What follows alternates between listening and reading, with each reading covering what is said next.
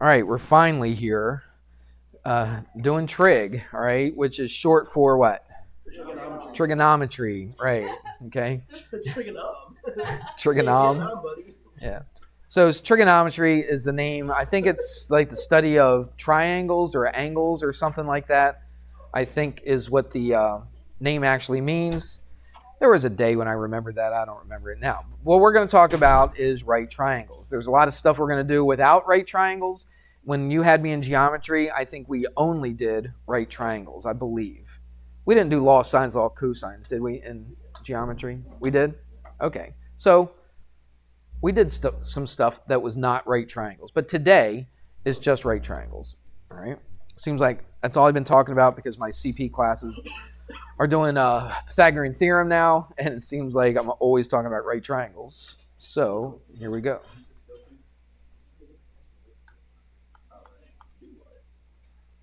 All right, so let's draw a right triangle. Most of what we're going to do today, we did in geometry. Of course, that was 2 years ago for you guys. But maybe some of this will come back to you.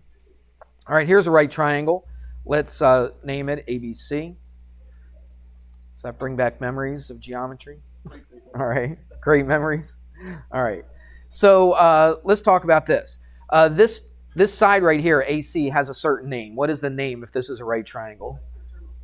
No, it's the hypotenuse.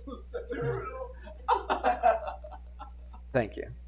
All right, that's called the hypotenuse. All right, and these two other sides are the what of the triangle? The legs of the triangle. Okay, but we're going to get... Shh. Let's settle. We're going to get a little bit more specific with this, and let's deal with angle C. All right, so if I'm looking at angle C right here, this is not just a leg, but it's the leg that is adjacent to this angle. What does adjacent mean? No, not opposite. Next to, right. Like, I think I probably said this when you had me for geometry, but I said, like, older people, okay, would actually use the word adjacent in, like, real conversations. They may say, oh, yeah, I live adjacent to this person, or adjacent to, or my school is adjacent to this road or whatever. It means next to. So this side right here is next to this angle. But you might be thinking, well, the hypotenuse is also next to this angle. How do I know this is adjacent? Well, hypotenuse is always hypotenuse. That's like the number one side, okay? That it takes precedence over everything else. Why is this the hypotenuse? We didn't talk about that.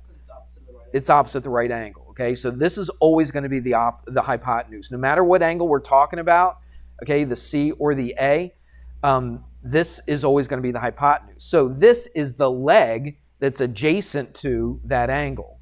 You follow me? It's next to it. So I'm going to say adjacent. A-D-J-A-C-E-N-T. Did I spell that right? Adjacent. Why does that look weird?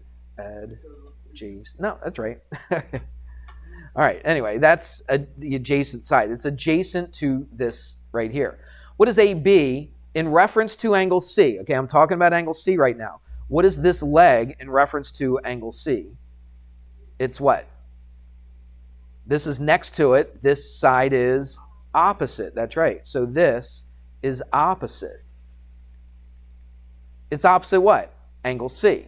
This is adjacent to what? Angle C. Everybody got it? What if, we'll keep the same picture. I'll go different colors here. What if I was talking about angle A? I'll do it in a different color so they kind of match up.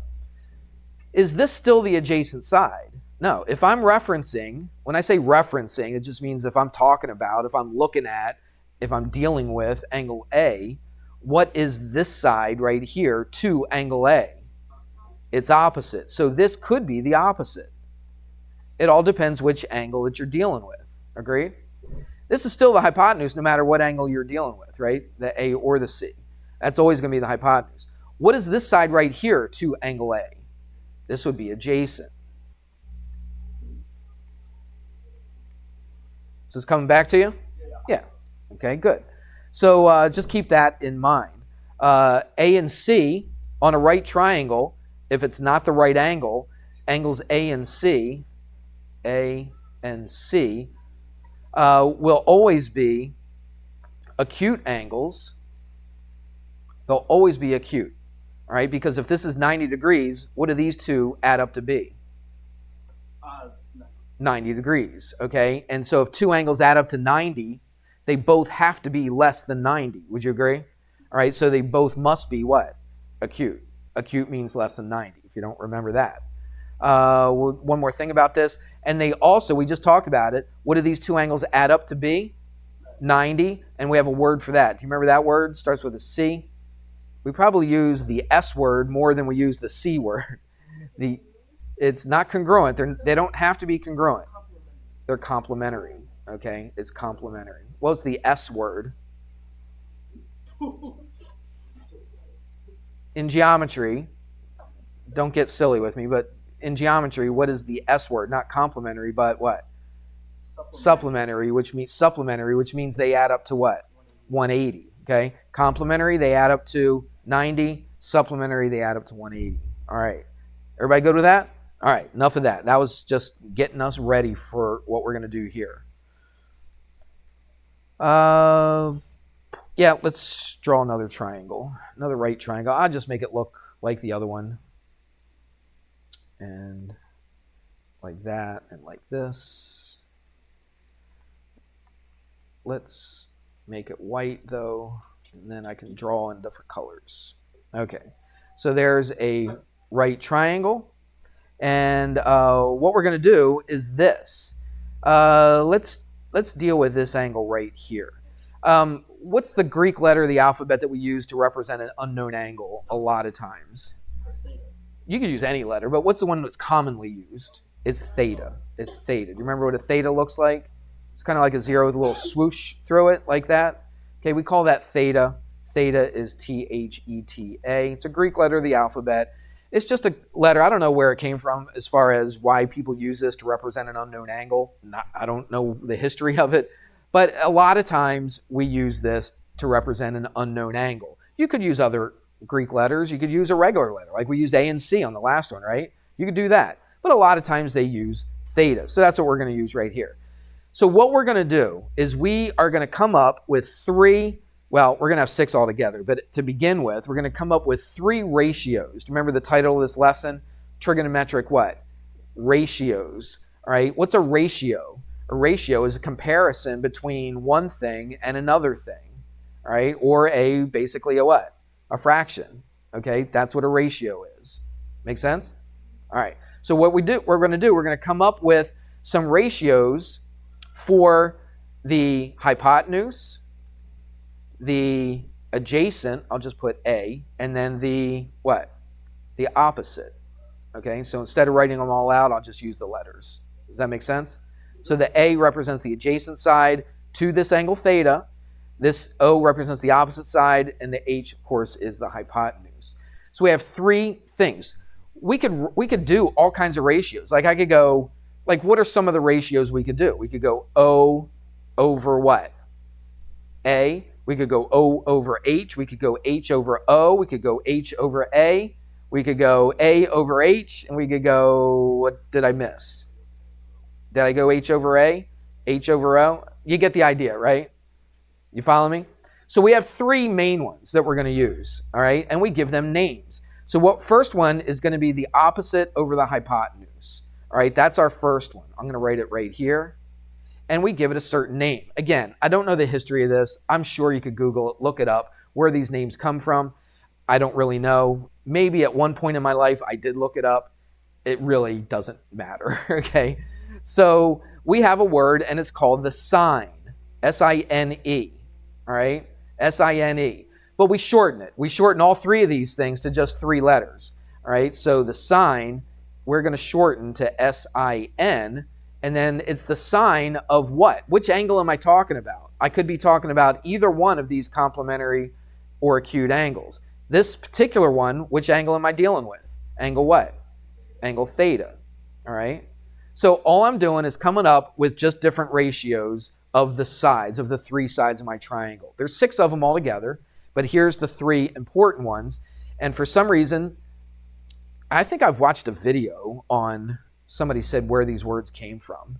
My memory's terrible, so I'm obviously not going to remember any of that stuff. But you can look it up. I'm sure there's stuff online. So the sine of theta is the opposite over the hypotenuse. All right. You have two more. You have another one. You have a ratio between the adjacent and the hypotenuse. Okay, and they have a certain word for that, and they use the word cosine. All right, and so we just use COS. Makes sense. All right, just use the first three letters. So that would be the cosine. And again, it's just a relationship between the adjacent side and the hypotenuse. That's all it is. That's what it means. So when you see the word cosine, instead of saying the relationship between the adjacent over the hypotenuse, instead of saying all that, that's a lot to say, right? You would just say it's the cosine of the angle. And automatically people understand what ratio, what two sides are you talking about? If I say cosine, you're talking about the adjacent side divided by the hypotenuse. Does that make sense? All right, if I just use the word sine, automatically it pops in your head, that means I'm going to take the ratio of the opposite side over the hypotenuse. That's basically just what these words mean. Then you got one more. And yes, let me scooch that up a little bit. So this one is the opposite over the adjacent. All right, we have a name for that, and I've heard it already.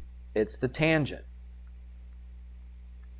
And of course, we just use the first three letters, tan theta equals opposite over adjacent. There was a little mnemonic device. Do you know that word, mnemonic? It starts with an M, but you say N, mnemonic. It's a mnemonic device, which means it's kind of a made-up word, but it starts with the letters so you can remember what it, right? Like my dear Aunt Sally. Remember that? Please excuse my dear Aunt Sally, PEMDAS. That's a mnemonic device. We have a mnemonic. The M is silent right there. Shh, it's silent, okay? So we have a mnemonic device for this. What is that device? Do you remember? Yeah. SOH, right, for the sine. And then C, you see that? CAH for the cosine. And then what else? TOA for the tangent. So if you can remember this, that really helps you out remembering your trig functions. And that's what we call these, or trig ratios. We'll eventually call them trig functions. Okay? And you remember that, don't you? SOHCAHTOA?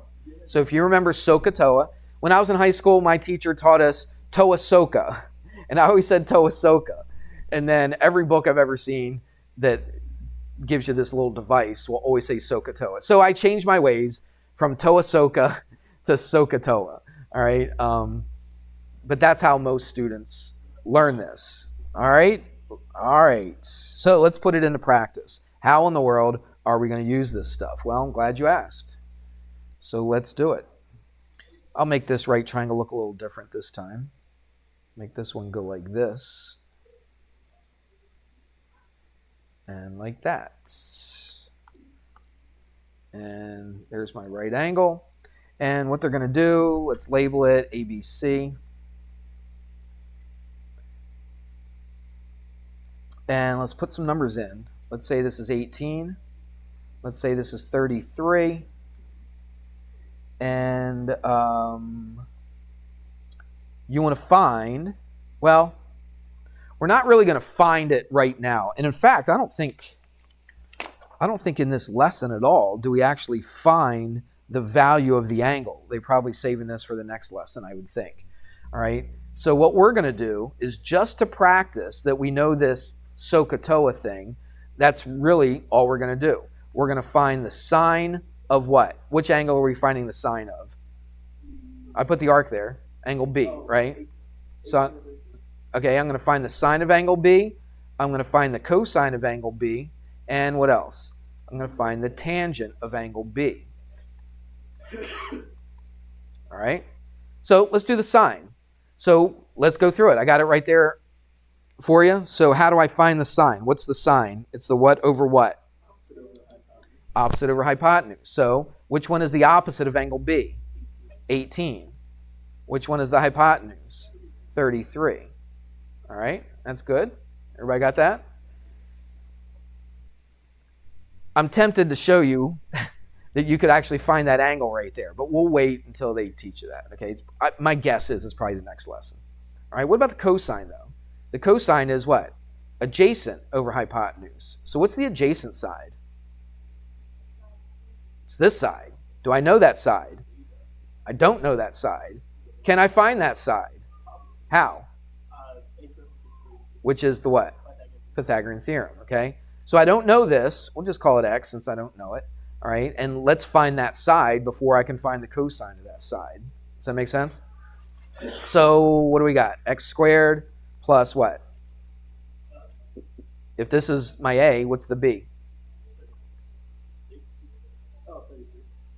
What's the 33? The 33 is the hypotenuse, right?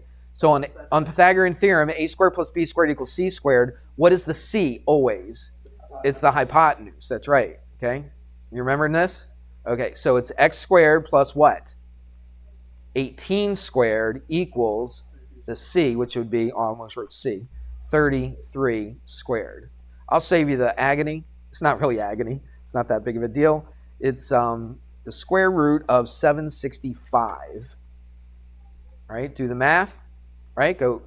What would you do? 33 squared minus 18 squared. Then take the square. That would be 765. But we need to simplify this. So you're like, well, I have no idea what goes into 765. Well, I got a good start though. So what do you know for sure it goes into 765? It ends at a 5. So what? So 5 goes into it. So again, 765 is not a number you deal with too much. So I use a calculator. 765 divided by 5 is 153.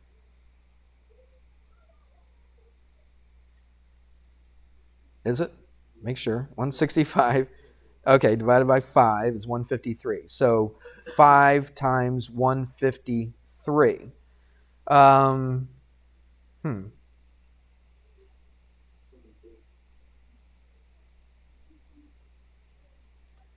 Oh, I was doing my math wrong. I thought, wait a minute, 3 doesn't go into that. But 3 does go into that. How do I know 3 goes into 153 without using a calculator? Yeah, you add up the digits. 1 and 5 is 6, plus 3 is 9. Does 3 go into 9? Yep, so 3 goes into 153. So I'm going to put that in my calculator. I'm going to put divided by 3, and that's 51. So what do I got so far? I got a 5. I've got a, what did I say, 3, and I got a 51. What goes into 51? Well, 3 goes into 51 as well, doesn't it? It goes 17 times. So I got a 5, I got a 5, I got a 3, I got another 3, and I got a 17. So how do I simplify this thing right here? Remember, this is all under a square root, isn't it? So what's the square root of 9? It's just 3. And then I got a 5 and a 17. I multiply those together, and that's an 85. So it's 3 times the square root of 85. So that's how you would simplify that. That was a lot of work that had really nothing to do with the sine, cosine, and tangent, but it's stuff that we need to be able to do. So what is x? It's 3 times the square root of 85. Don't write it as a decimal, okay? Do not write it as a decimal. Not for what we're doing here. In the real world, absolutely, you'd write it as a decimal. But for what we're doing in a high school math class, that's how we're going to do it, okay? Now, after all that work, now I can go ahead and find the cosine and the tangent. So what is the cosine? It's adjacent, this angle right here, it's adjacent over what? Hypotenuse, all right? Which one's adjacent? 3 square root of 85 over the hypotenuse, which is 33. Let's simplify it. I got a 3 on the top, a 33 on the bottom, right? So 3 goes into 3 once, 3 goes into 33 11 times. So what's the best way to write it? Square root of 85 over 11. Make sense? All right. Yeah, you'd think they would put easier numbers in here when they're just trying to teach you this. And you took that side road, but that's okay. That's what happens in math a lot anyway. So that's good for us to do. So the tangent of B, what's the tangent? It's TOA, OA, opposite over adjacent. Which one's opposite? 18 is opposite, angle B. And which one's adjacent to angle B? 3 square root of 85. And here we go again. We got to do a little work to simplify this thing. Well, I got an 18 over 3, so what's that going to become? It's going to be a 6. But I got a square root of 85 on the bottom. Do I want a square root on the bottom? No. Okay, math people don't like square roots in the denominator. So we have to do a thing called rationalizing the denominator. What does that mean? Do you remember doing this? I'm going to get rid of that equals just to give myself some room. Do you remember how to get rid of a square root in the denominator? No? Nobody? Watch this. What if I had 1 over the square root of 2? How would I get rid of that square root down there? Multiply it by itself. Multiply it by itself, okay? So watch. What happens when you multiply by itself? What does that become? Square root of 4, which is 2. I got rid of the square root, didn't I? But I can't just do that to the denominator. I also have to do it to the numerator as well, to the top. Because really, what am I doing? I'm multiplying by what? A 1, right? That's all I'm doing is just multiplying by a 1. Did I change the value of it by multiplying by 1? No, I didn't. But I got rid of the square root though, didn't I? It's a little trick. So square root of 2 times square root of 2, which is 2. Multiply that, that's square root of 2. This is the exact same number. This number right here and this number right here are the exact same numbers, just written differently. That's all it is. So now, with that in mind, let's go up to here and do it to this. How do I get rid of that square root of 85? Multiply the bottom by the square root of 85 and multiply the top by the square root of 85. Let's see what we get. Let's do the bottom first. This is easy. It looks difficult, but it's super easy. What's the square root times the same square root? It's just 85, right? Because really, if you're multiplying something by itself, what are you doing? You're squaring it. All right, if I square the square root of 85, just gets rid of the square root, and I'm left with 85. What's the top then? I got a 6, and I got a square root of 85. Does anything go into 6 and 85? Nope. And so there you go. So that's the sine, that's the cosine, and this is the tangent. All simplified. We probably did more work just simplifying those square roots than we did actually finding the sine, cosine, and tangent. All right? They wouldn't do this, well, they didn't do this in your geometry class. They give you simple little numbers, all right? But they figured you guys are more mature, much smarter than you were in 10th grade or 9th grade. Wouldn't you take that? 9th grade, I guess, right? Yeah. So that's how you do it. That's how you find the sine, cosine, and tangent of that. All right, let's keep moving. Here's one thing I don't think we talked about in geometry. We're going to talk about the inverse trig. They call them ratios here. A lot of times you'll call them functions, but we'll just call it ratios since they do. An inverse trig. Yes, go ahead. There's paper. There's a napkin. Whatever you call these things. Tissues. All right. So let's write down the sine, cosine, and tangent again. So what was the sine of theta? It was opposite over hypotenuse. What was the cosine? It was adjacent over hypotenuse. What was the tangent? It was opposite over adjacent. So what we're going to do now is we're going to do the inverse of the trig ratios. So what do I mean by doing the inverse of it? So what if I had like 2/3? What is the inverse of 2/3? 3 over 2. So what's the inverse of opposite over hypotenuse? Hypotenuse over opposite. Now we have a name for this, okay? We have a name for it, and it's called the cosecant. Let's see if I can write it right here. It's called the cosecant. And let's scooch this over. Didn't give myself enough room. All right, it's called the cosecant. And the shorthand for cosecant, it's not COS, because COS we get confused with the cosine, right? So they write it like this. They write it CSC. Again, I didn't move it over far enough. There we go. So it's the cosecant of theta is hypotenuse over opposite. Now, I do not have a mnemonic device for the inverse ones. All you just remember the regular ones, okay? And then the inverse, you just flip it. That's all you do, okay? So if I say what's the cosecant, you have to know that the cosecant and the sine are inverses of each other. Do you see that? They're not the same, they're inverses. In fact, the cosecant is basically 1 over the sine of theta. Okay, that's really what it is. But we give it its own name. We call it the cosecant, and this is how you write it. Does that make sense? Yeah, that's all it is. We're just flipping the fraction. That's all you're doing, and giving it a different name. Okay, the inverse of the cosine is called the secant, S-E-C-A-N-T. And that is the first 3 letters. It's just S-E-C. And of theta. Now, what do you think that's going to be? Right, hypotenuse over adjacent. All right? I tell you the truth, if you told me to give me the trig ratio for the secant, I would have to first think, all right, the secant's the inverse of the cosine. The cosine is opposite over adjacent. So that, adjacent over hypotenuse. And then just flip it, hypotenuse over adjacent. So that's all going through my head.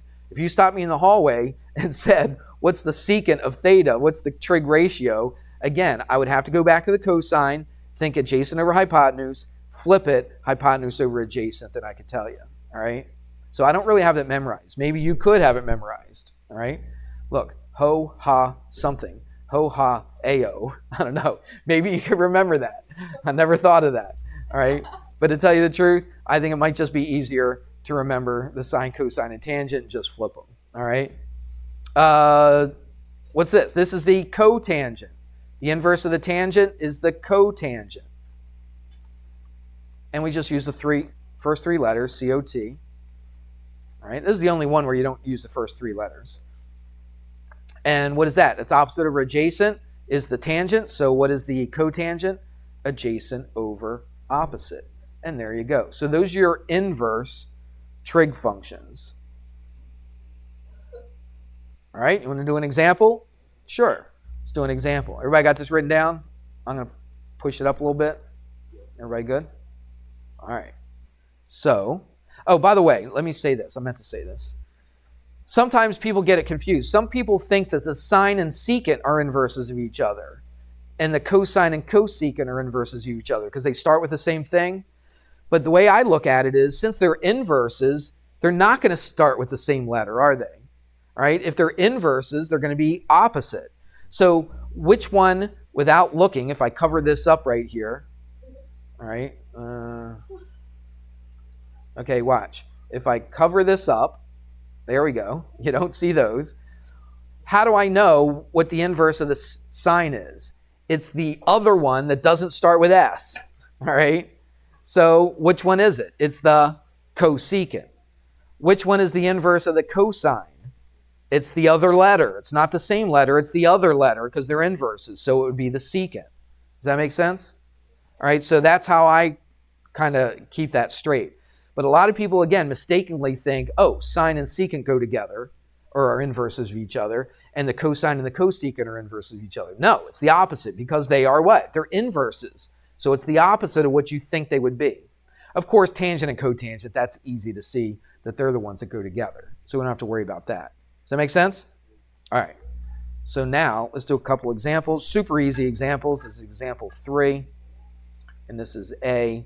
And it says if the cosine of an angle is equal to 3 over 4, it says find the secant of that angle. All right, well, let's take a look. First of all, is there a relationship between the cosine and the secant? Everybody watching? Is there a relationship between the cosine and the secant? Yeah, there is. Okay, they are inverses of each other, aren't they? All right, so if the secant's the inverse of the cosine, then what's the numerical value of that going to be then? It's going to be 4 over 3. Exactly right. It's super easy. I told you it would be. I wasn't lying, was I? All right, everybody got that? Part B, they said if the cosecant is equal to, now watch this, they don't give it to you as a fraction, they give it to you as a decimal, 1.345. Now they're really tricking you, aren't they? It says find the sine of that angle.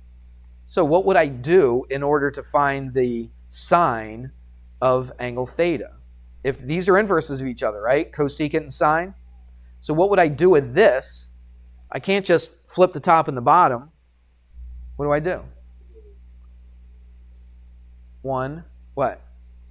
Over 1.345. Okay? And you put that in your calculator. You get some crazy number, 0.7435. I already did it, so I'm just writing it down. And that right there would be the sine of that angle. Make sense? What do we got? 4 minutes? Can I do this next thing in 4 minutes? It doesn't matter because I got a whole other page I got to do. So we'll continue with this tomorrow. So remember where we left off, example 3. So we'll do example 4 tomorrow. If I had maybe 3 or 4 extra minutes, maybe I could fit it in, but there's no reason to try to cram it in now. Everybody okay with that? No official homework on this. You know what the homework is, though, right? It's on RenWeb, and I showed you on Monday. If you want to get started on it, it might be a good idea. So what is it? 10 to 26? Yep. So it's numbers 10 to 26. Obviously, you're not going to be able to do all of these, but there might be some of the beginning ones that you might be able to do. All right. If you want to get a head start on it, that's what I would do. So you won't have to do so much tomorrow. All right. Everybody good? All right. That's it.